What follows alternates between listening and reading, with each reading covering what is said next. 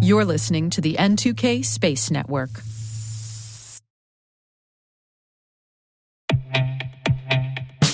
Around every entry point and every clever attacker, Vectra sees the attacks others can't. How? Vectra has AI on it. Vectra's AI attack signal intelligence tells security teams where to focus, what matters. It wades through thousands of individual threat events so you don't have to. Attackers infiltrating your network? Vectra has AI on it. Attackers compromising your identities? Vectra has AI on it. Vectra AI, the integrated signal powering your XDR. Visit vectra.ai/showme to learn more. That's vectra.ai/showme to learn more.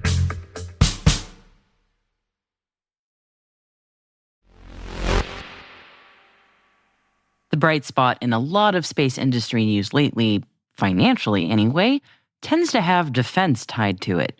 And today's top stories certainly continue that trend. Both Northrop Grumman and Millennium Space Systems have new contracts with the U.S. Space Force for missile warning satellite systems, and hefty award amounts to match. T-minus 20 seconds to LOS egress. Go for deploy. Roger roll. Today is October 24th, 2024. I'm Maria Varmazes, and this is T-minus.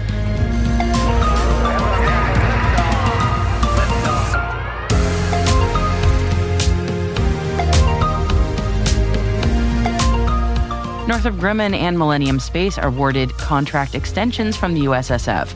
Blue Origin's new vehicle launches from Van Horn. SDA selects 19 companies for HALO. And I'll be talking to Steve Wolf from the Beyond Earth Institute about their upcoming symposium. And Steve has some special announcements about the lineup this year at Beyond Earth Symposium, and he'll be sharing a special T-minus listener code to get 20% off the ticket price for entry, so join us for that chat and that code.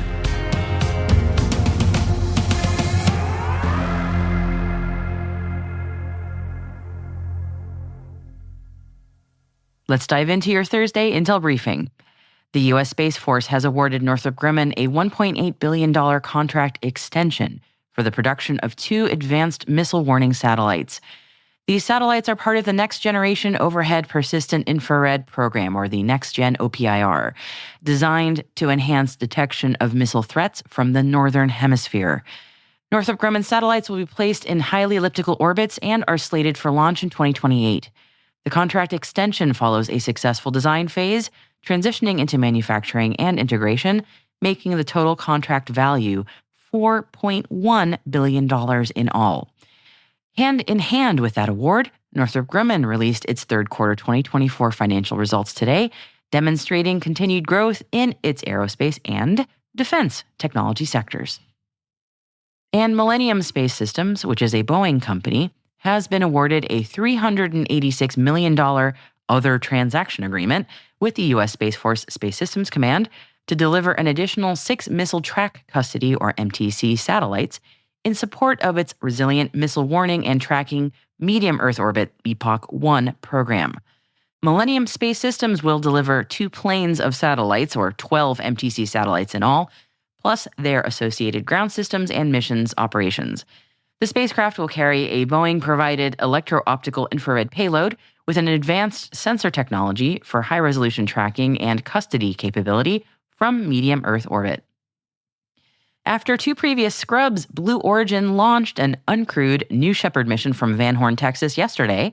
The NS-27 verification flight tested Blue's new human-rated vehicle, which is aimed at enabling expanded flight capacity to better meet growing customer demand. The new crew capsule is named RSS Carmen Line, and the vehicle features technology upgrades to improve the vehicle's performance and reusability, an updated livery, and accommodations for payloads on the booster. NS-27 carried 12 payloads, 5 on the booster and 7 inside the crew capsule. Payloads include new navigation systems developed for New Shepard and New Glenn, 2 different LiDAR sensors for the Lunar Permanence Program, ultra-wideband proximity operations sensors flying as part of a NASA Tech Flights grant with Blue Origin's Space Systems Development Group, a commercial payload that is a reproduction of black monoliths from 2001: A Space Odyssey, and postcards from the company's Club for the Future program. The Space Development Agency has selected 19 space companies to join the Hybrid Acquisition for Proliferated Low Earth Orbit pool, also known as HALO. Now, HALO is an acquisition approach to solicit and rapidly award prototype demonstrations and experimentation to support future tranches of the proliferated warfighter space architecture. And HALO is modeled after an indefinite delivery, indefinite quantity approach, where each member receives an initial agreement valued at $20,000 to defray administrative and travel expenses, and is then eligible to compete for future HALO demonstration prototype orders. And the 19 companies include AST Space Mobile, Capella Space, Firefly, Impulse, and Turian. And the full list can be seen by following the link in our show notes.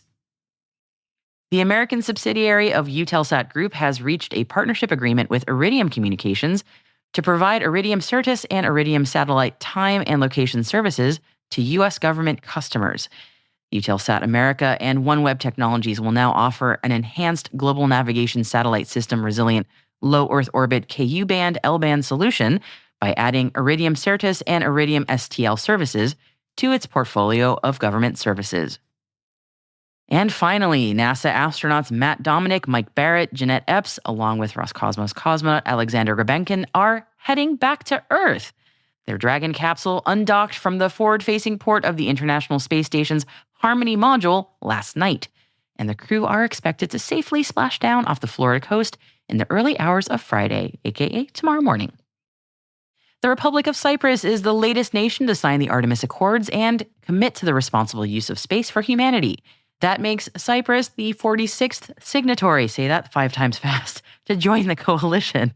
Nicodemus Damianou, Cyprus's Deputy Minister of Research, Innovation, and Digital Policy, said, as we embark on this exciting journey, we reaffirm our commitment to a safe and responsible space exploration, as well as our strong belief in the importance of international cooperation in ensuring space is utilized to the benefit of all humanity.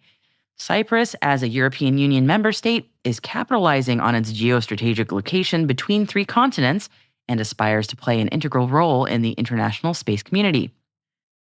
Space robotics company Gitai's inchworm-type robot arm has successfully passed all tests and achieved technology readiness level 6 following an integrated test conducted in a thermal vacuum chamber.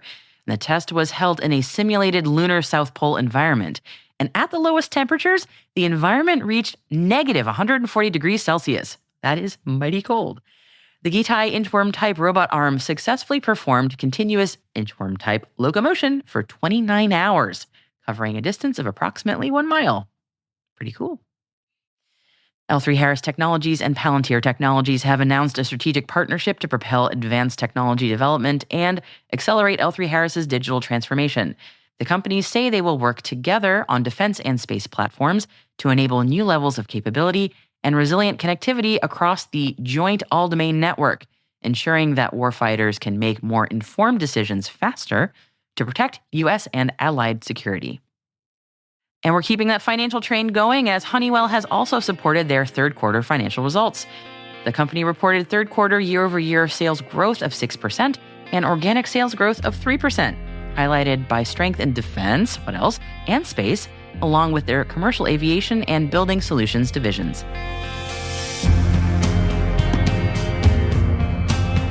And that concludes our briefing for today. As always, everybody, you'll find links in the selected reading section of our show notes to further reading on all of the stories that we've mentioned, and we've also included 2 extras for you, just in case you want some extra credit. Both are on SpaceX, just completely by coincidence. One's on their carbon emissions, and another is on tackling their space junk. Hey, T-Minus crew, every Thursday we sit down with industry experts in a segment called Industry Voices, all about the groundbreaking new products, services, and businesses emerging around the world. Every guest on Industry Voices has paid to be here. We hope you'll find it useful to hear directly from businesses about the challenges that they're solving and how they're doing it. And today, you'll hear from Steve Wolf about the Beyond Earth Institute's Symposium, which is coming up this November 12th and 13th. Visit space.n2k.com/beyondearth to learn more.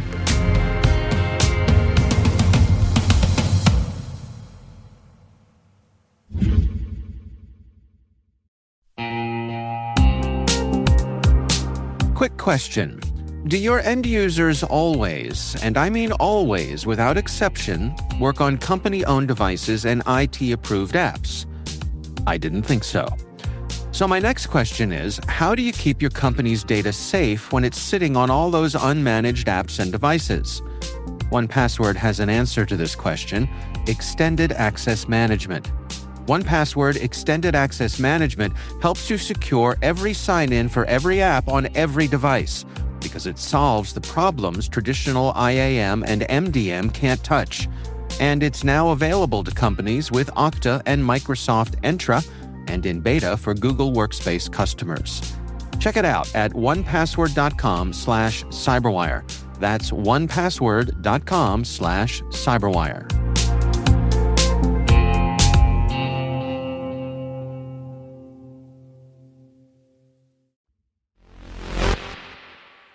T-Minus is excited to be partnering with the Beyond Earth Institute on their annual symposium coming up this November 12th and 13th. Not only will I be in attendance at the symposium in Washington, D.C., but I'm really excited to share that I've also been invited to interview Rondi Moore, who is screenwriter and television producer extraordinaire, best known to us geeks for his work on Star Trek, the Battlestar Galactica reboot, Outlander, and most recently, For All Mankind. Can you tell I'm really jazzed? I am really jazzed. And I spoke to Steve about the theme of this year's Beyond Earth Symposium, and I asked him to share a little bit about what participants can expect. The theme is At the Crossroads, committing to a permanent future for humanity in space.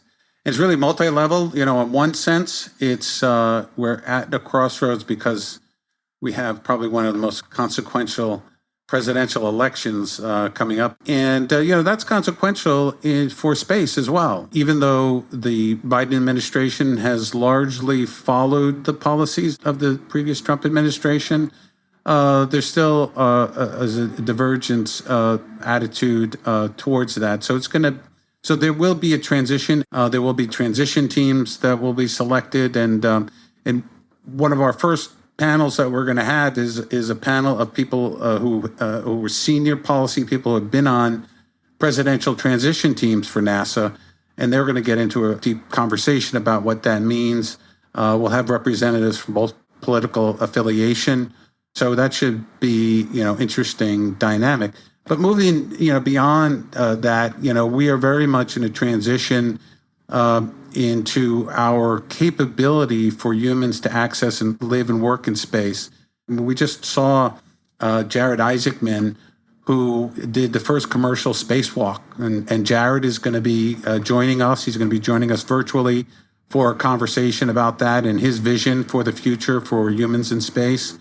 And, very near term is the commercial space stations that are going to take over for ISS.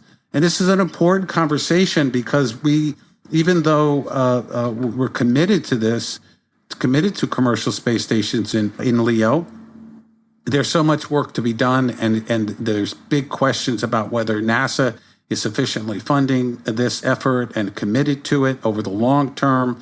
Even just recently in Milan, there was conversations that, maybe we can have some kind of a gap between the ISS and humans in space, or maybe we're not going to always have NASA astronauts up there and so forth. So we're already seeing, a divergence of policy here, which is to some is concerning, and we should be taking a close look at that. Okay, so you've covered a lot already here, but are there other areas of transition that you're focusing on?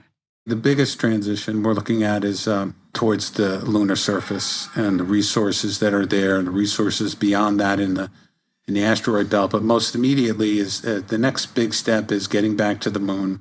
We're all excited about the Artemis mission, but there's huge pressure and interest in saying, no, we're not just going there, but we're going there to stay this time.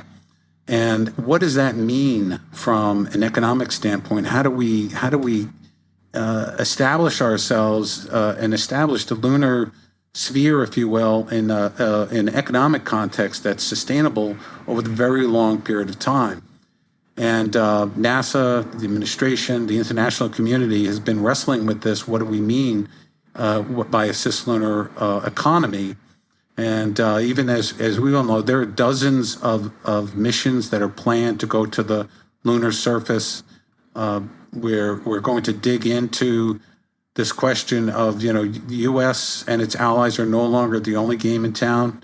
China is a huge question mark, and there'll be a lot of discussion around that. Matter of fact, one of our speakers will be Greg Autry, who has recently co-authored a book, Red Moon Rising, where he raises this question and really advocates for U.S. leadership. There's no question that China's going there, and there's no question that we're going there too. Hopefully we're going there ahead of them, but we want to, however we do it, we want to do that in a way where, yes, there's competition. Competition is healthy, but we want it to be peaceful, right? We much more should be looking towards finding common ground as we do that, even as we're competing. So in that vein, we are, and this is, I'm announcing this to your audience. It has not been announced yet, but we have a commitment from the Chinese embassy that they will be providing a senior diplomat who will be addressing our conference and talking about their lunar program and what their intentions are. And so ILRS, yep. Thank you so much. Mm-hmm. And it's exciting. There's a lot of dynamic going on. A lot of countries are signing up for the ILRS. Most recently, UAE just recently signed up with them. So there's this alignment going on. I think that the choice of, this is very basic, but calling it a symposium is a very smart choice of words there, because it comes across very clearly from looking through the agenda and listening to what you've been describing, that this is very much meant to be that gathering of minds and conversation. And for those of us who often wonder, where are a lot of these conversations happening? Where are people figuring out and sussing out these interesting details? It's not an event like this, which is very fascinating to me. So that's really cool. We want to stretch this conversation. We certainly want to stretch it in terms of lunar development. So there's a certain term called missions of record, right? So the missions of record means this is what's on the table right now that NASA, for example, is looking at. And most of the conferences really stay in that domain, right? And we're trying to stretch that conversation beyond that, to force a thinking on things that go beyond that. So, for example, we're going to have a fascinating conversation on something called Lunar Development Cooperative. Now, if you could imagine, we understand economic free trade zones on Earth. Countries that might have more restrictive policies might have a free trade zone just to allow free trade to happen, and helps with the overall economic vitality of that country. And if we could take that same kind of thinking to the moon and identify a region of the moon where we say, okay, we're going to develop a similar kind of economic zone on the moon. And interesting fellow, Michael Castle Miller, is the architect of this plan. His background is in building economic zones. He's done it for dozens of countries around the world, and that's the expertise he's bringing into this, which is endemic. That if we're bringing all of our skill sets into space, and sometimes we forget that. We think, these are just technical problems.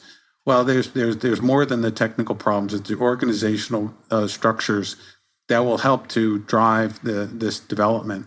It's a way for us to expand beyond, well, what will an economic region on the moon kind of look like, right? If we're going to get there, we need to start really envisioning all the components of that. And along those lines, we have a space architect, someone who recently came off of working with Blue Origin, has worked with architectural firms. He's done some interesting work about developing architectural habitats on the lunar surface.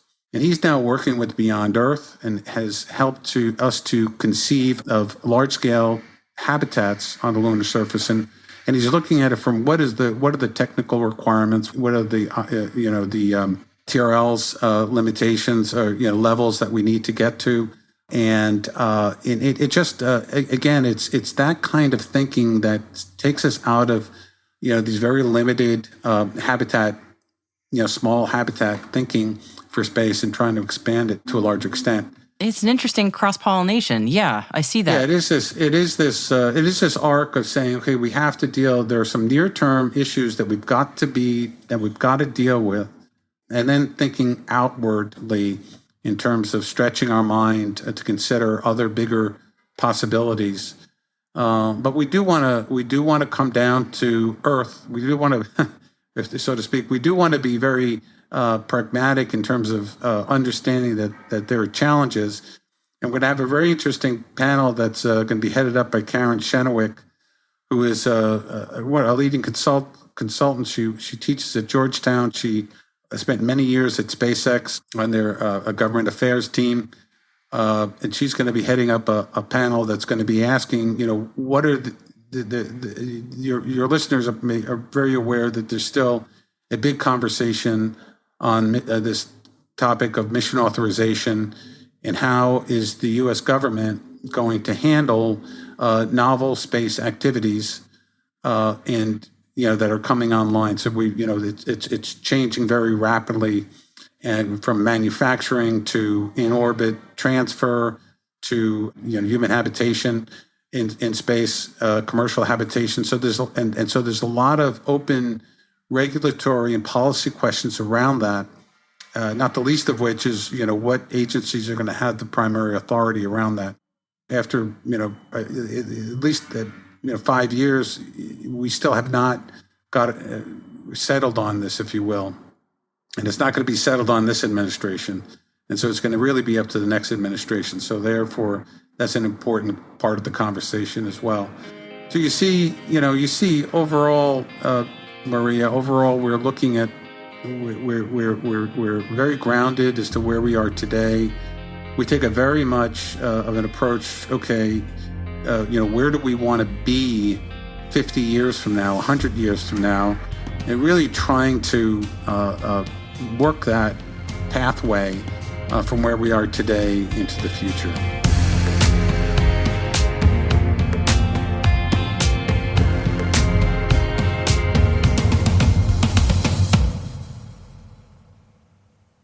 We'll be right back.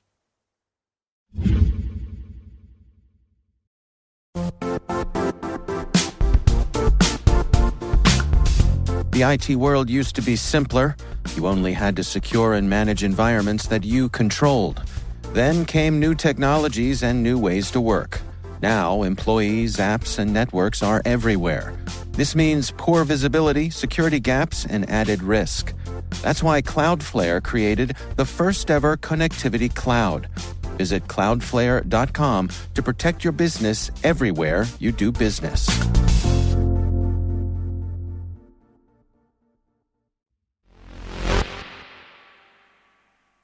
Welcome back. There's a minor event coming up in the United States in 2 weeks. Just an election, nothing special. But it has a few folks in the space industry asking, how will the future presidential administration change the status quo? No matter who is incoming in the United States presidential race in 2025, there will be a lot of space-related issues that policymakers will need to address. And to kickstart those conversations now, again, agnostic of whoever is president, the Center for Space Policy and Strategy at the Aerospace Corporation has focused a series of papers on 20 major issues across 3 areas of special concern: strengthening leadership and competitiveness, catalyzing commercial space, and charting future value. And their series of papers is called Space Agenda 2025, and we have a link to the landing page for all of the papers in our show notes for you to use and peruse. Even if you're not in the thrilling world of policy and political decision-making, I know, right? It's still a fascinating read to see where U.S. national priorities in space could align. Definitely check it out.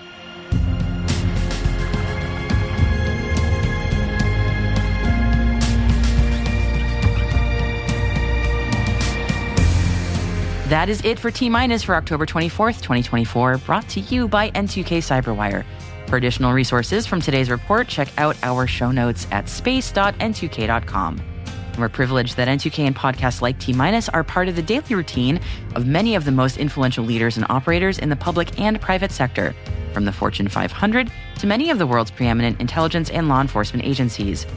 This episode was produced by Alice Carruth. Our associate producer is Liz Stokes. We are mixed by Elliot Peltzman and Trey Hester, with original music by Elliot Peltzman. Our executive producer is Jennifer Eiben. Our executive editor is Brandon Karpf. Simone Petrella is our president, Peter Kilpie is our publisher, and I'm your host, Maria Varmazes. Thanks for listening. We'll see you tomorrow.